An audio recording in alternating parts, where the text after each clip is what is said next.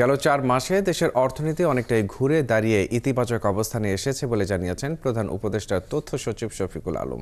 তিনি বলেন, আইন শৃঙ্খলা নিয়ে কিছুটা সমস্যা হচ্ছে, তবে সরকার দমন পীড়ন করবে না, তাই নিয়ন্ত্রণে কিছুটা সময় লাগছে, তবে এজন্য প্রয়োজন রাজনৈতিক সমঝোতা।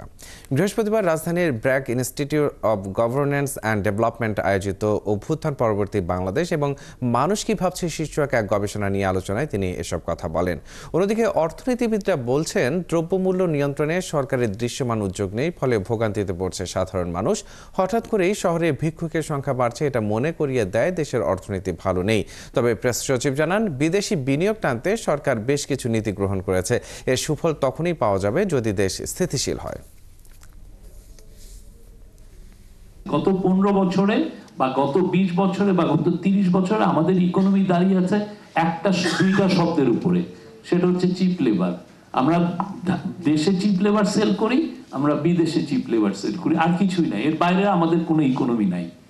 তো এই জায়গা থেকে যে আমরা চেঞ্জ হয়ে আসবো, সেই জায়গাটার তো আমরা সেরকম স্ট্রাকচারাল চেঞ্জের যে অ্যাপেটাইট বা যে ধরনের ডিবেট বা যে ধরনের ইকোনমিক বন্দোবস্তের কথা, সেই আলাপটা উঠেই না আমাদের।